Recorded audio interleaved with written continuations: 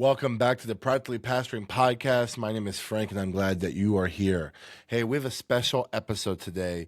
Me and Tim sat down with Danny Parmelee and Chris Highfill, and they work with Converge, which is a church planting organization that helps churches plant churches. And as you heard last week on the podcast, I am transitioning from my role as a campus pastor into a church planting role with Tim at his church at Lakeview. This is all very exciting stuff. We've actually recorded this episode about a month earlier, and we've been holding on to it to make sure that everybody in our local networks were aware of everything, so they didn't find out about this from my podcast. And so we sat down with Chris and Danny because we wanted to actually hear insights about church planting and kind of ask a lot of our raw questions about this that we actually wanted to know. And we thought we would record it so that you could listen to it too.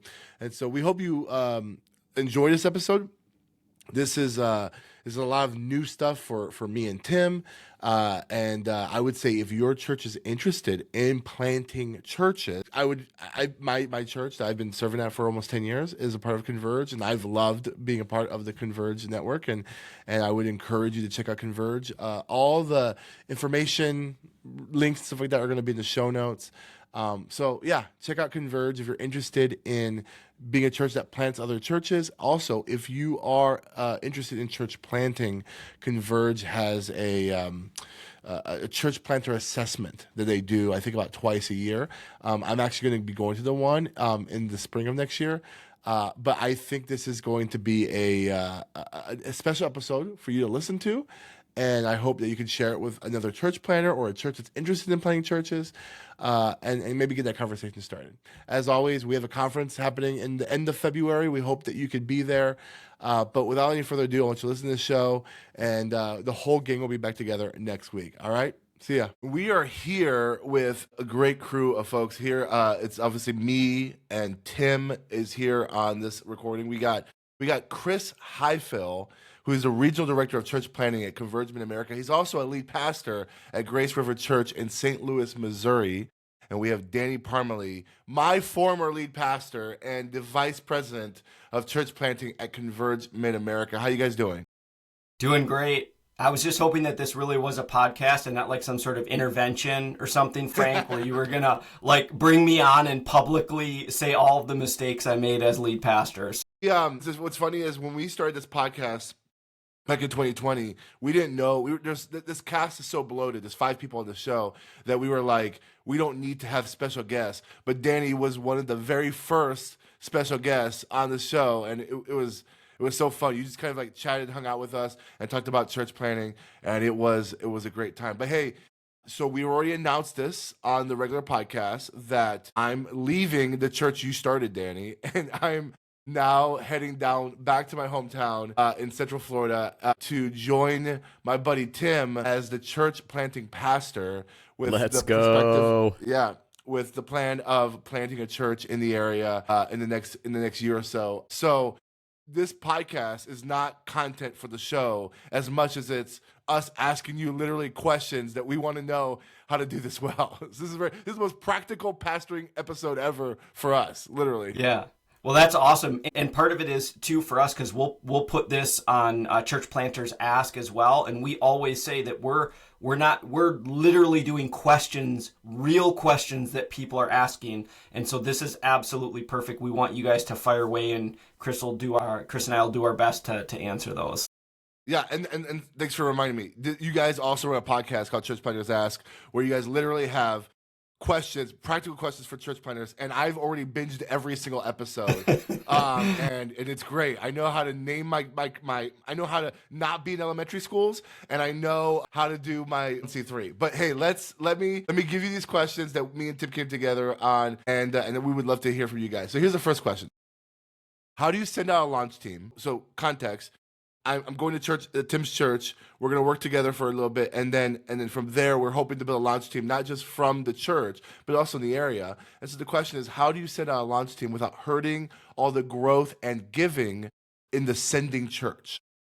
Yeah. How do you do that? And I'll tackle this first one just because it's a question that I do get often. And here's the little secret. When church sends out a church planter well, it will not hurt the church. It'll actually increase it. Now, there may be a time where it's like, oh my goodness, we lost some leaders, we lost some giving.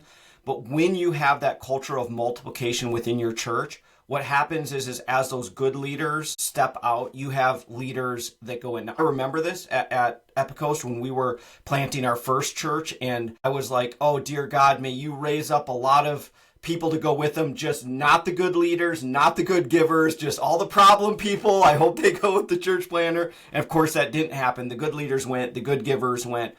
But in the end, what happened is that it really backfilled that leadership, and new leaders were able to rise up, and people within the church caught a vision for multiplication. So that happened for them then individually in their small groups. It happened just in their life, that they were about something bigger than just what they were experiencing right there. So you can, Chris, will speak to it. The one thing I would say is, and Chris, you talk about this, of just the open-handedness that a sending church can have will actually be better than, hey, we want to plant a church, but here's all the restrictions or parameters around that, where then it can feel weird to people. And it actually, I don't know, speak to that. You talk about that. Interesting for me. I did something very similar to what you're doing, Frank, with a residency in a local church.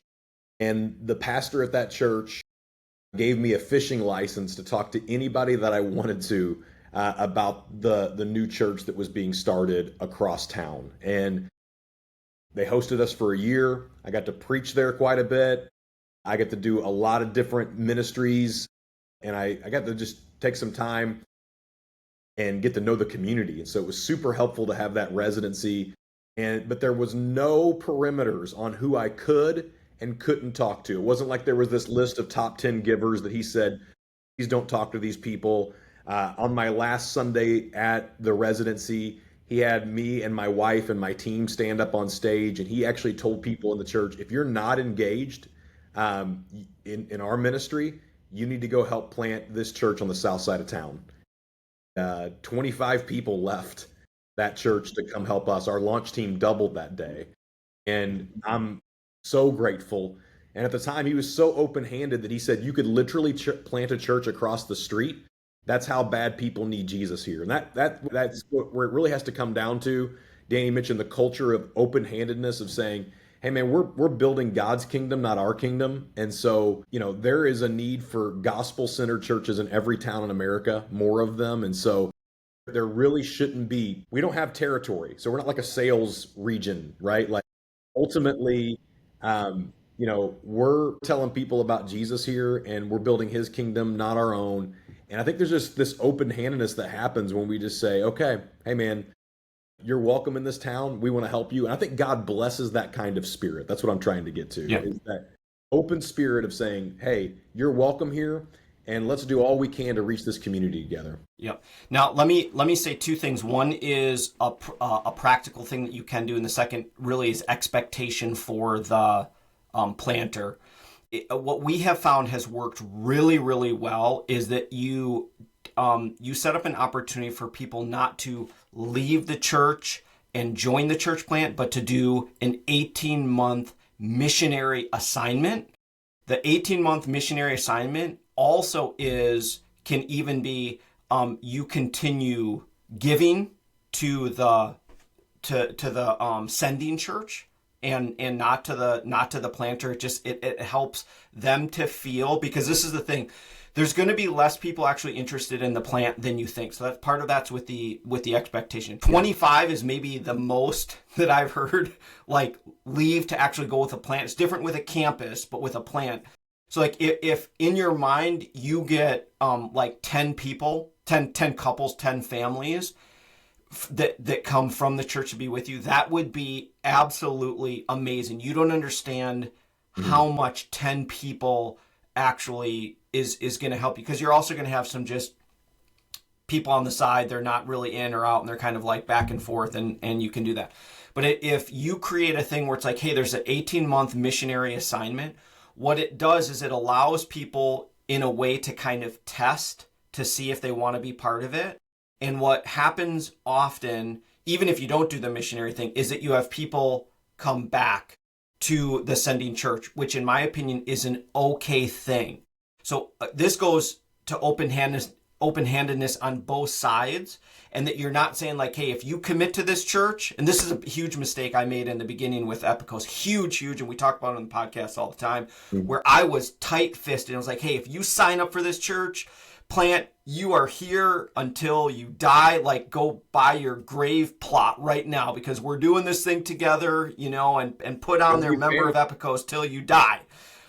Type of thing. So I'm even a little squishy on like divorce and that, but you don't leave a church, okay? You can leave a marriage, but you can't leave a church. So anyways, all that to say, the 18-month missionary thing frees people up to go to help out. And if it's not a fit, it's not like you quit the church plant and came back. No, that was part of the plan from the beginning.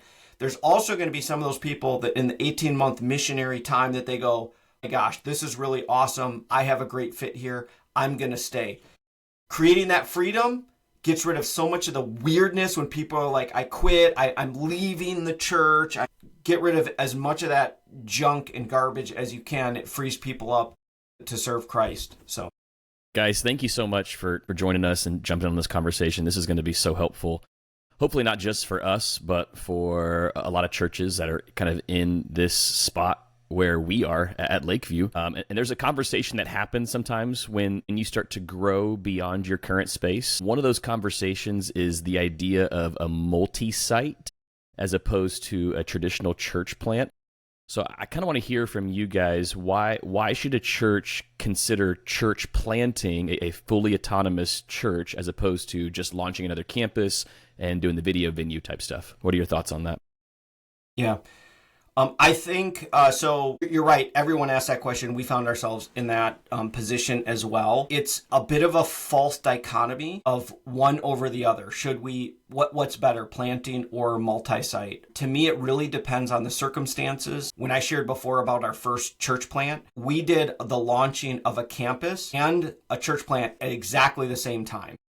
So it depends on the person that you have that is coming there, whether they should be a planter or a campus. It depends really on even the structure of the church, what you can handle. So those are the different things that you want to sort through. Like if you have a campus pastor personality, which is similar to a church planter, but is not the same, the worst thing that you can do is send them out to be an autonomous church when they're not cut out to be able to do that. And vice versa. If you've got a church planter, don't make them a campus pastor, because you will have a church plant in 5 years, whether you want to or not, type of thing. So I think instead of saying one or the other, it's really discerning what is going to be best for that situation, the leadership team, the pastor themselves, to be able to do it. And if you can, end up doing both. And that's what we did as we even grew and we had different opportunities with a location or opportunities with a pastor. We would go through that process. Do we plant? Do we campus? Do we build a bigger building? Do we, all of those different things. So speaking of the bigger building, this is actually the question. And I'll brag on Tim for a second. His church is booming. It's growing. I mean, the location's one of those kind of things where years ago they bought a piece of land, built a building, and then the city grew around it type of thing. And now they're at 3 services. They just started 3 services. Based on all the metrics, it's going to be a problem by the end of next year of what they're going to do. If they should have a 4th service, what they're going to do. And so this is why planting is a part of their growth model of what they're going to deal with their growth. And so a question is as their church is growing, what's the balance between timing of planting a church or expansion in the current facility, like building a larger sanctuary and things like that? If you could put like your lead pastor hat and like how to figure out what to do with this growth, how would you time all that? How would you deal with all that? We are dealing with that right now at Grace River Church. We're trying to figure that out ourselves. And I'll tell you, I think it may be cheaper to plant a church than it is to expand a building. And so that's what I'm finding out. And so, and also think, Tim, it sounds like we're in very similar situations. We're getting ready to, we're having conversations now about a 4th service, and we're having conversations about planting a church down the road, 4 exits down the road. I'm excited about both. I think, honestly, both are going to happen. I think we're also going to have to expand again. We're in a remodel right now, expansion remodel right now, and it's not enough. It's a Band-Aid to the problem. And that's a great problem to have. Like when churches are growing, people are coming to Christ, people that are unchurched, dechurched, people that are really far from God coming to God. That's unbelievable. And so we've got really great problems as churches if you're trying to answer that question. And I say it's both.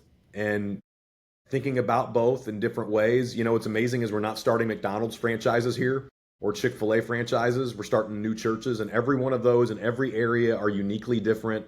And you've got to weigh out, like, what are we ready for? Or what opportunities are there? Sometimes there's a free building on the other side of town that somebody just got to take over, right? So why not plant? If you've got the right person waiting in the wings, like this situation with you and Frank. I mean, it's just clearly amazing to see what God's doing there. And God dropped a planter in our lap too that we're trying to figure out. So it's one of those things where it's like, okay, nuancing what's happening in your current situation and what the needs of the community are. Yeah.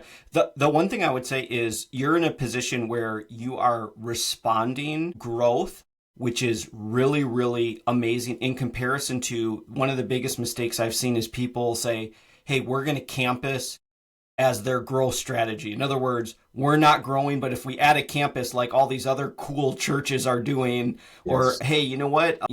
Tim Keller, he was so awesome and he did church planting. I want to be like him, so we should do church planting too. But instead, what you're doing is you're stewarding and saying, this is what God has done. So how do we continue to stay in that direction, in that flow type of thing? Because whatever is happening there is what will get multiplied. So if you have non-growth and issues and problems, if you plant or campus, you're just going to multiply the problems. But instead, you've got healthy evangelism and discipleship happening. So when you campus or plant, that's literally what you're doing is multiplying that. Let's talk fundraising just for a minute. I know I've got several church planters that I know who've already reached out to Lakeview and asked for support, and I love that. And we're kind of walking through the process with a couple of guys from around the state. But what should fundraising look different when a church is planting a church? Should the planters still go out and raise support just like solo planters do when they come into a new area? So for us as a sending church, what does that look like? And then what does it look like for Frank as we're sending him out? Does he need to also still go out and look for support? Mm-hmm. I'm only going to start just a little bit with this, and then Chris, you can tag in to this because we're both very passionate about fundraising. Tim, if you said, hey, we won the lottery because we invested, the tithes and offerings into lottery tickets and won the lottery, so we want to just make this so easy for Frank and pay for his salary, I would say you're making a mistake, because the fundraising part of it is more than just filling the financial gap. It is a vision casting invitation to bring people on board. Now, I am all about resourcing a church planter if you have, you've got resources to be able to do that. But what they found, and even research wise, Ed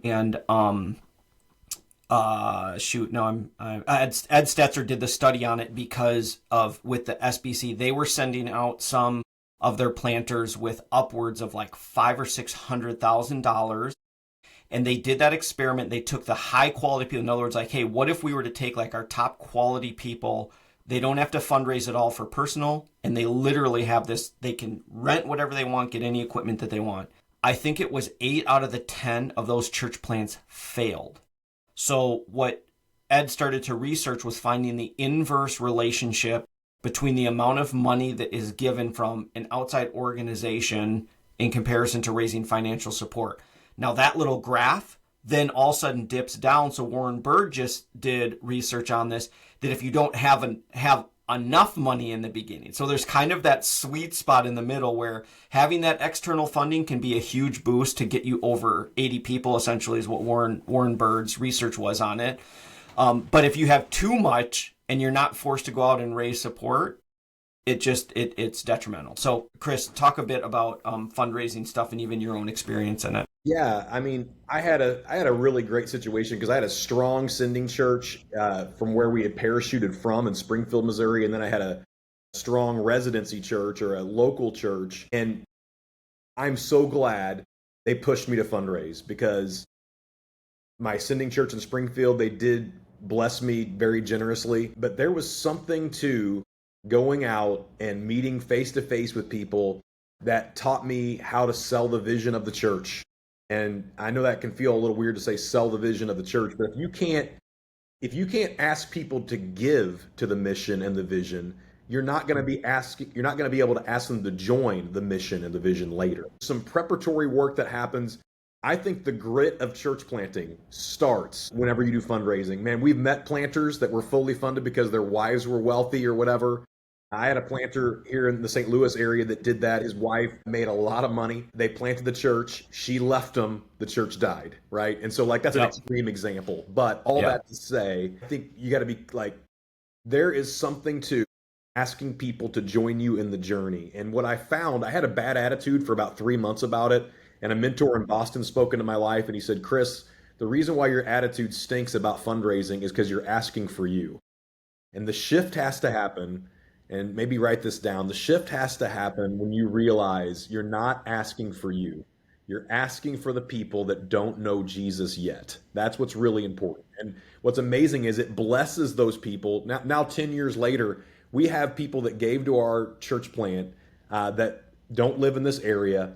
And they've come to our church over a weekend to watch the Cardinals play or whatever. And they're just blown away at what God's done. And I get to wholeheartedly, I get to say, thank you for helping us get started. Look at what you did. You joined us in the journey. And dude, I mean, I've had tears with people in our lobby that helped us do that. That's really cool. That's really awesome. I was talking. Go ahead. I was just going to say, are you sure you really wanted to hear that, Frank? Like, make this guy raise some support. I mean, there is some, I've been talking to a couple of church planners and I've been asking, like, from your sending church, how did they fund you and all that kind of stuff. And what I've heard is exactly what you guys have said, though. It's like, even when the sending church like pays for their full salary for 2 years, they still they go out and raise funds and all this other stuff. So like, this isn't like shocking information, but I like the vision behind it and like the can be produced from it. And that's really beautiful. Mm-hmm. So the one thing, let me just add really quickly. The one thing I'll add to fundraising is this: is I have church planners say, "Man, I can't wait until I'm done raising financial support." There is no such thing. If you are a lead pastor, you will be raising financial support for the rest of your life. It might look different in forms, but that's the other part of it. You're casting vision, inviting people to be part of it. There's a financial part of that. You will do that for the rest of your life. Fair enough. So you two represent Converge and that church planning organization. I was just talking to a church planner yesterday who somehow told me he's triple affiliated. He's just they're like collecting Pokemons with church planning organizations, just doing all these things. So my question is when it comes to churches, planting churches, maybe I'm naive. I feel like there's these really, really large churches that say they're going to plant churches, and they're just the ones sending them out, raising them up and sending them out. And maybe like they are secretly working with a church planting organization, and you just don't see that in the headline. But should a church, if there's a church listening to this and says, you know what, we have the funds, we've grown our church successfully, and we want to plant a church in the area, an autonomous church, we don't need to connect with Converge or Acts 29 or whoever. We can do this ourselves. Should a church seek to join a planting organization, or should they try to figure out how to do it on their own? I strongly urge a planter to align themselves with a tribe. I think it's just really important. Even if you have experience in planting, don't go at it alone. I say do your dreams, but do them with a group of people. And don't just size up whatever denomination, whatever association, whatever movement of churches there is. Like, make a decision to say it's not going to be about whatever group gives me the most amount of money. I was asking the wrong questions over 10 years ago. I shopped church planting networks, right? And I was looking at it in the wrong angle. I was looking at it, who could give me the most amount of money? And that's why sometimes planters end up with lots of bumper stickers on the hood, Frank. You mentioned like 3 different groups. That's really tough, man. I think the most you can have is 2, but I think sometimes we get so many bumper stickers on the hood that we get really distracted because different groups have different coaching and different models of planting, and it can get a little confusing because you have all these different people speaking into your life about how pre-launch should work and post-launch should work and fundraising, how that should work, and how your board should be structured. You've got all these things coming at you at a lot of angles. And so I think you should pick a primary group that you should stick with, like that you lean into for advice, financial help, all that kind of stuff. And if you have a secondary like fellowship, which is kind of what I have, a fellowship of pastors, that's one thing. But when you start getting multiple groups like that, speaking in, it can get really difficult. I had never planted a church before. I had no clue what I was doing. And so I noticed that I wanted to be a part of a group that had really a great success rate. And just a quick plug for Converge, 87% success rate in church planting with us. That's not why you should go with us. It's, for me, I wanted to pick a group where I could be a movement leader and not just another name on a piece of paper, but where our church could be born pregnant and make an impact in our community and beyond as a result. And there's a lot of groups out there that are great. So it's not like Converge is the only really great church planting organization. There's a lot of great ones. And I think you got to find your tribe. But my urge to every planter I talk to is please don't do this alone. It adds validity to what you're doing. Danny, I'll let you speak into it. I know you're the vice president, so I didn't want to steal your thunder on that. But that's just I'm not a Converge guy for life. I wandered into this group and they accepted and loved me really well. And so it was amazing to be able to jump in. Yeah, I don't have a lot to add other than, there's really not a advantage to doing it alone. I mean, other than if the main group leader or some, controversy happens, you plant with this group and then, that person makes some big mistake and then you're kind of associated with him. But with Converge and with a lot of these other planting organizations, our goal is to actually be in the background. So you are right that most of the church planters that you see out there, they are associated with some group, but it's not about the group name. So even Chris and I, we call ourselves regional missionaries. We're sitting in the back. We help with the training, the coaching, we're setting up funding. And even within Epicos Church, I would say probably 90% of the people have no idea who Converge is and, what it looked like when we planted, where some of those other funds came from, because it's not about that. You know what I mean? Getting the name out. So yeah, absolutely don't do it alone. Lots of advantages to be able to do that. And as Chris said, pick the group that you want to run with. That's really a key. And I say that, and both Chris and I, we talk to planters and we'll say, Converge may not be a fit for you. Totally okay. We'll even point you in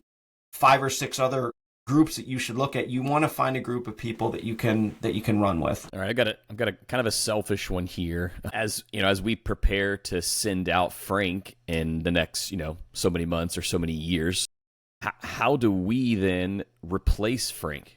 I'll just be honest, we have a lot of people at Lakeview that are really excited for Frank to come on board at Lakeview for this season, and there'll probably be quite a few people that are pretty sad to see him go as we send him out to plant, which is going to be awesome. But at the same time, it's going to leave a staffing hole because Frank is going to immediately jump on the preaching team. He's going to fill a gap that's necessary. So as you guys send people out from your churches, how do you then replace them? Do you immediately look for another planting pastor, or what are some options we have there? Well, I would say it's important that you're always thinking ahead. But it's good for the church to miss Frank. And I love that you're thinking ahead, by the way. This is awesome. Yeah. That only means that whatever that planting pastor is, or whatever that staff member is that would later go out and plant, it just means that they built great relationships. And it would be really sad if they didn't miss them. If they were kind of I'm really glad that was only 18 months. You know what I'm saying? That would be terrible, right? And so I don't know if the church that I did my residency at missed me. We had a church planting resident a year and a half ago, and our church deeply loved their family and walked through some difficult things with that family, and it was super helpful. And man, I miss that guy. But we're on coaching calls, and we make sure that our church is still connected. I think that's the valuable thing too, is making sure that connection, the day they leave to plant the church, I think there should be updates happening. I think you'll be able to bring Frank back to speak. You'll be able to go speak there. There's going to be some cool connections.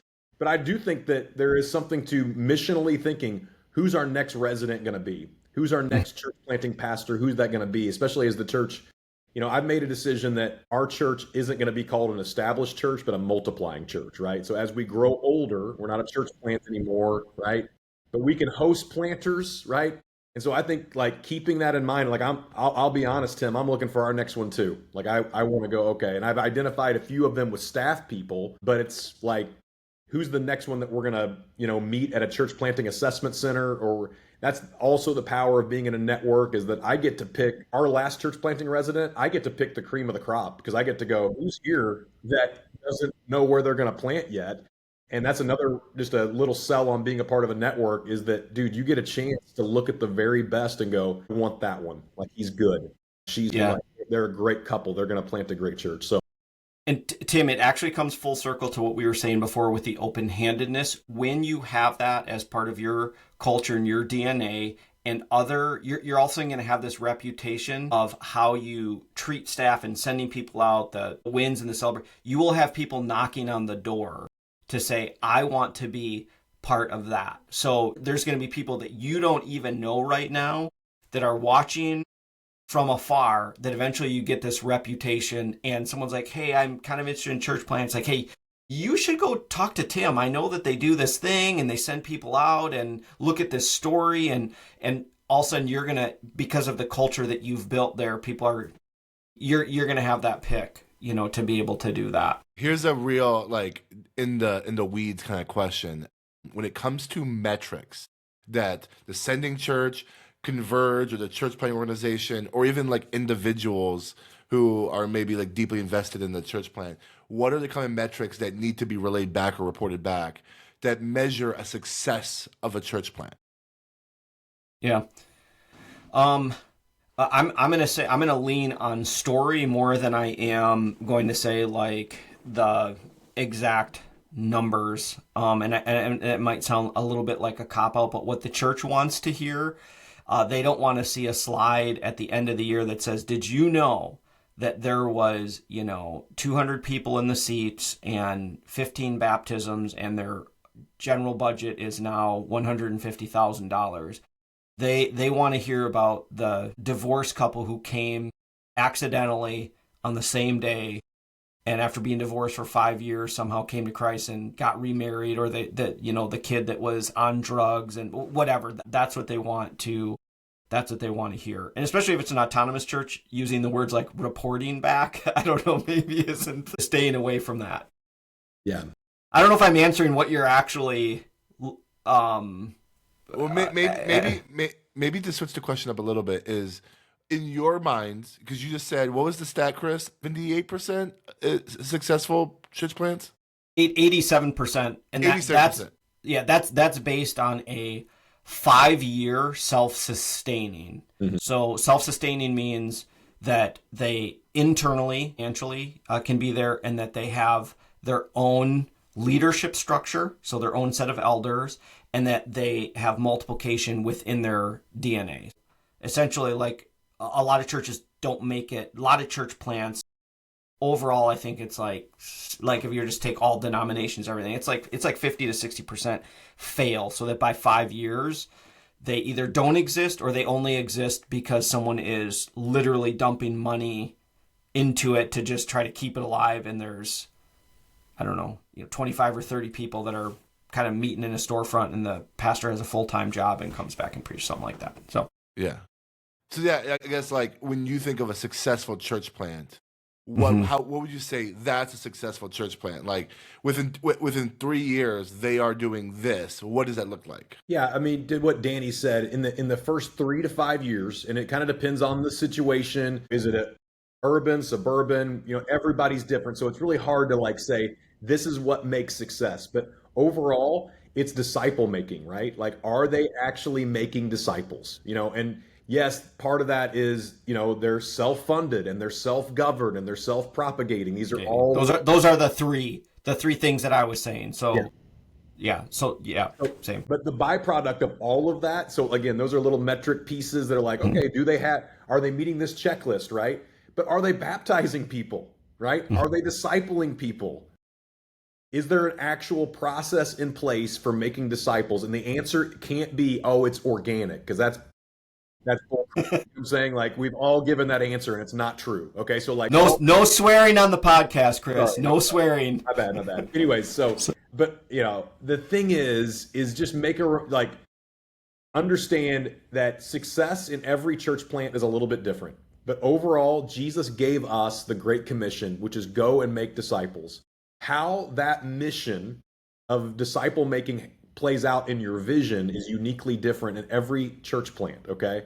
But ultimately, it comes back to, you know what success is? Making disciples. Are you doing that or not, right? And that's the reality. So what then does a good church plant residency look like? So for us at Lakeview, obviously we want to set up Frank for success, but at the same time, we've never done this before.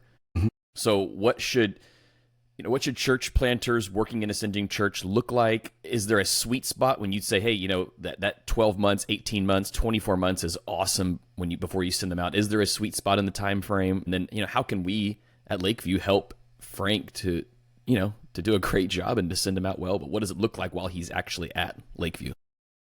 Yeah, I hosted a church planting resident for the first time 2 years ago, and I didn't know what I was doing. Our movement does have kind of a little bit of a prescription on, okay, this is what the syllabus looks like to plant a church, to do a church planting residency. And so we followed that as a framework.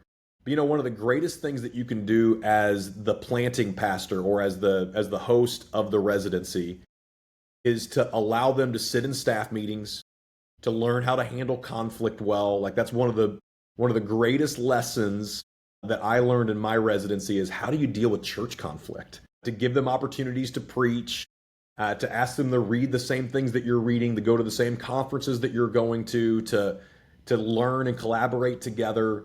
There's just some really great things that happen. I think you can't do it in less than a year. Like, I think it has to be at least 12 months. I think it's great to put, maybe even an 18 to 24 month marker on it. And if you need to, you can always scoot up the launch time, or, whatever that is of launching them out of the church, whatever you would decide to call that. You can always scoot that up. But I think it's better to go, man, this is going to be a 24 month to 36 month maybe process. And again, I don't know if the calendar dates are all that important. And I don't even know if the syllabus is all that important. But what is important is that you allow them direct access to you as the senior leader, to the rest of your staff, and they get a chance to ask questions, and you give them access to planters that and I asked Nate, our church planter, and that was the most valuable thing with his time with us, was just the time that he got to spend with us.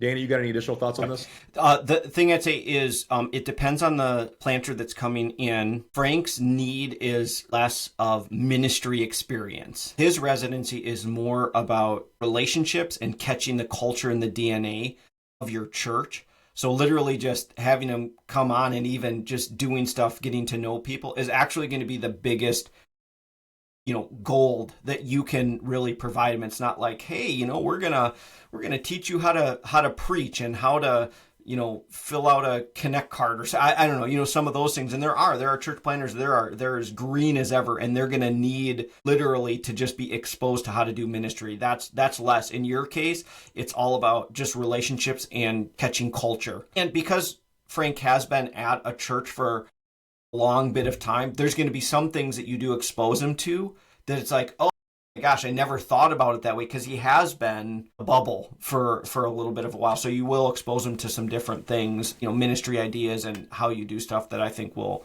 also be a benefit. So it's less complicated than most people make it. So this curriculum and all of that, like, churches are asking me, hey, what curriculum and what booklet? It's just like, okay, it's probably less about class. It's the whole caught more than taught principle. Yep. I think also because Frank is already preaching, already teaching, already doing some of that. Like you said, like Danny mentioned, you're not going to teach him how to do that, but you can teach him Tampa, because although he's from Tampa, he hasn't lived. Frank, how long has it been since you've lived in Tampa? It's been like almost 20 years, like 15 years maybe. Yeah. Tampa has changed in 20 years, okay? Sure it has. And so what's amazing is he not only needs to learn the culture of your church, Tim, and like a different culture, but also the new culture of Tampa. He needs a safe place where he can be a learner of your church community, but also a learner of the community that he's moving back into. Because, you know, for me, I was so glad to have the place where I could learn church culture, but I could also learn the culture of the city I moved to, because I parachuted in and thought I knew the place, but dude, I didn't.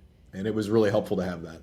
Let's do this one last question, and I think this is going to be a question that, like, whether a church that's listening is thinking about planting can resonate with this question, this tension. I just heard a church planter say this. They're coming to Milwaukee, and they're about to plant a church, and they were talking about, ironically, where Danny planted his first location, the first church.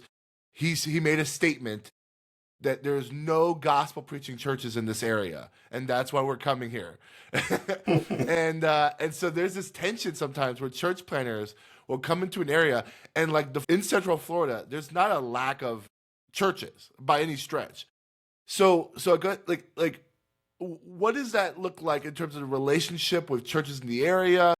People may make accusations of, like, instead of planting a church, why don't you just revitalize the church? Go to the dead and dying Baptist church and, like, buy them out and, like, revitalize it. Like, why are we doing church planting? And how do we not burn bridges or make a competition with local churches in the area that's been there for, Tim and I know some of these larger established churches, almost 100 years. Like, what do we do in those situations? I would say this, man, the most effective way of reaching people that are far from Jesus is starting a new church. Statistically, it's proven over and over and over again. Yes, I struggled through that, 12, 13 years ago as I was working through the call to plant a church. I thought the very exact thing you said was, well, I'll just take over a dead or dying church. I even looked into dead and dying churches here in St. Louis, and check it out. Some of those churches 10 years later, they really are dead. Like, they've turned them into condos, bars, IT shared workspaces. Like, it's real. But the reality is it takes a different kind of person to revitalize a church, and it takes a different kind of person, different skill set to plant a church. And that's why I think it's really important that you go through an assessment so you can learn that. But why plant new churches instead of taking over dead and dying ones? It's that it will take 10 years to turn that church around. 10 years before you can even start dreaming about making disciples. You start a new church, and on day one, every single person in that community is a candidate to say yes to Jesus. Like, on day one, you don't have the same fights and the same struggles.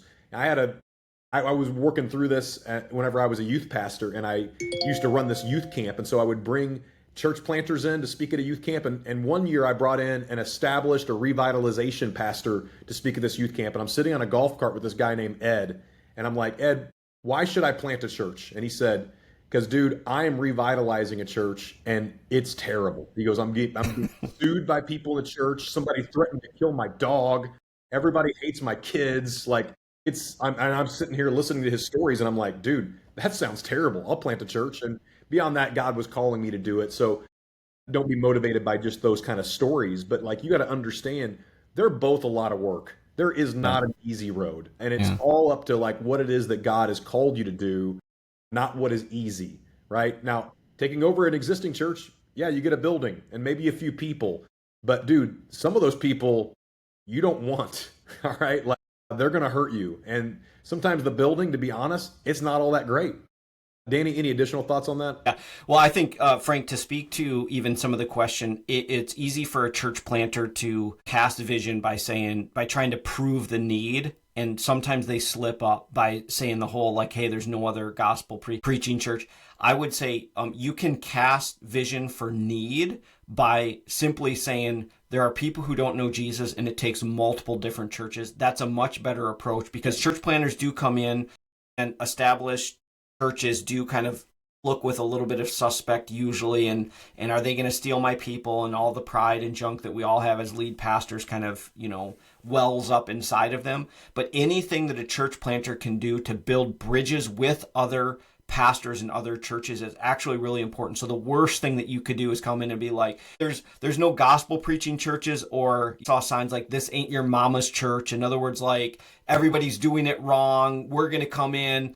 And I get it. Every church planter has a little bit of an edge, a little bit of this, but I'll tell you what, it's not helpful. So if you can come in kingdom-minded, say, hey, I'm here. I'm going to try to reach people that aren't being reached right now. If I can help you also reach and grow your church. Awesome. Takes multiple different churches in order to reach our community. How can we do this together? And the church planter needs to say that even in their launch team development, their launch Sunday, constantly saying like, hey, we're just one church. God's doing a really great work. Naming churches by name. Hey, I had lunch, with Pastor so-and-so at ABC Baptist Church. And one of the things I really appreciate about him, fill in the blank. And you just drop these little things so that people know that you're not coming in saying, I'm the savior. I'm the true church. Everything else is. Yeah. And that's cultural, right? People catch that, oh, this guy's all about himself, but whenever you can admit that, hey, I still talk to lead pastors of our community, and I say, aren't you glad that not one church is the gospel answer for this whole community? Isn't that great? Like that we share this responsibility together of pointing people to the Savior. Like, I think it's great. And I told one Baptist guy that one day, and his chin dropped. I watched it happen, and I was like, we're not competitive. Like we're not in a competition together. And I've had those competitive moments, and dude, God broke my heart, and it was a good thing that happened. And it was amazing because right around the time God broke my heart in that way, our church exploded in growth. I think there is something to it where you just go, okay, hey, these people are God's people. They're not my people. They belong to Jesus, not a church. And so let's figure out how to be non-competitive and build God's kingdom, not our own. Guys, this is such a great conversation. Thank you so much for carving out some time to spend with us. I know for me personally at Lakeview, I can't wait to send this conversation to my elders, to my leadership team, so it'll generate even more discussion with us. I'm also looking forward to developing a relationship with you guys and with the Church Planting Network. Chris, I think you need to come back on. We need another episode where we can just talk through the complexities of launching a third service and even a fourth service, which sounds like what you're talking about. I think that's a very beneficial conversation as well. But I just want to say thank you guys. I know you've got a lot to get done, and so do we. And this has been a great time together. Hopefully it's beneficial for more than just us. So thanks, guys, for being here. Great. Thank you.